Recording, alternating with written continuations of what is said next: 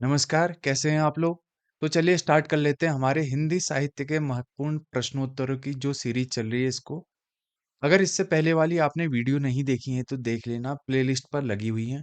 बहुत अच्छे क्वेश्चन है उसमें, आने वाले एग्जाम में आपके काम आएंगे। तो चलिए स्टार्ट कर लेते हैं। पहला प्रश्न क्या है आज का? कि विवर्त उपन्यास है, एक दूसरा विवर्त भी है।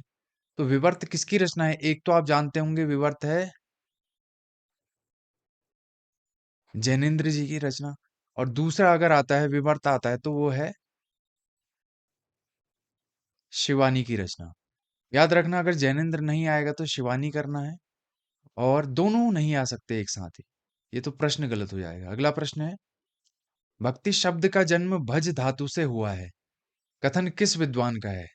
तो ये हैं मोनियार विलियम्स। मोनियार विलियम्स का कथन था कि भक्ति शब्द का जन्म भज धातु से हुआ है। अगला प्रश्न है, कबीर की उलट बांसियों पर किसका प्रभाव था? उलट बांसियों पर किसका प्रभाव था? सिद्ध और नाथों का। किसका? सिद्ध और नाथों का। अगर आपको प्रश्न आ रहे हैं तो वो भी देख लीजिए, नहीं आ रहे हैं तो पढ़िए, खूब मेहनत कीजिए और आगे बढ़िए। अगला प्रश्न है, निरंजनी संप्रदाय का मूल स्रोत क्या था? तो निरंजनी संप्रदाय का मूल स्रोत था नाथ पंथ। अगला प्रश्न देखो, बहुत ही अच्छा है, इंपॉर्टेंट भी है। देखो, आशा विषय विकार के बंध्या जा संसार, लख 84 फेर में भरमत बारंबार। अगर ऑप्शन दिया जाएगा सबसे पहला कबीर, तो ज्यादातर बच्चे कबीर को करेंगे। ऐसी बातें लगभग कबीर ने ही कही हैं। तो मगर ये कबीर की पंक्तियां नहीं है, तो ये किसकी पंक्तियां हैं? ये हैं बाबा लाल की। इंपॉर्टेंट है, लगता है ऐसा ये कबीरदास जी की पंक्तियां हैं, मगर हैं बाबा लाल की। अगला प्रश्न देख लेते हैं, ये मुक्ति पथ और मुक्ति पर्व एक जैसी ही रचनाएं मालूम होती हैं, मुक्ति पथ और मुक्ति पर्व। तो मुक्ति पथ किसकी रचना है? ये है अभय मौर्य जी की। और मुक्ति पर्व किसकी रचना है? मोहनदास नेमी शराय जी की। देखिए अगला प्रश्न है, हिंदी भक्ति काव्य का प्रथम क्रांतिकारी पुरस्कर्ता कबीर है, यह पंक्तियां किसकी हैं?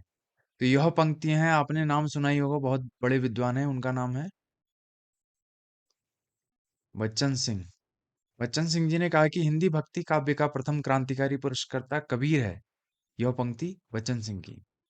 अगला प्रश्न, दशरथ सुत त्यों लोक बखाना, ये पंक्तियां किसकी है? दशरथ कहने से सबसे पहला अगर ऑप्शन आएगा तुलसीदास, तो ज्यादातर बच्चे तुलसीदास कर देंगे, मगर यह कथन किसका है? कबीरदास जी का। अगला प्रश्न है, रैदास के गुरु का क्या नाम था? तो रैदास के गुरु का नाम था रामानंद जी। अगला प्रश्न है, रत्न खान नामक रचना किसकी है?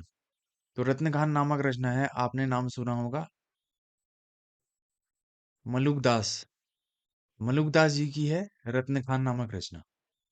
अगला प्रश्न है, संत कवियों में सर्वाधिक शिक्षित कवि कौन थे? संत कवि हैं, उनमें सर्वाधिक शिक्षित कवि कौन थे? वो थे सुंदरदास जी।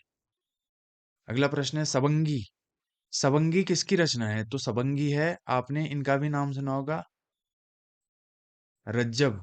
रज्जब की है सबंगी नामक रचना। अब देखो, किस संत कवि का मूल नाम दाऊद था?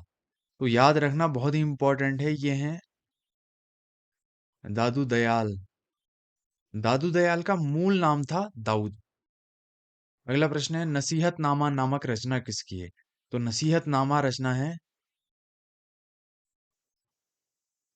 गुरु नानक जी की। अगला प्रश्न है, नाम हमारा खाक है हम खाकी के बंदे, ये पंक्तियां भी ऐसी लग रही हैं कि कबीरदास जी की है, मगर ये कबीरदास जी की नहीं है, ये हैं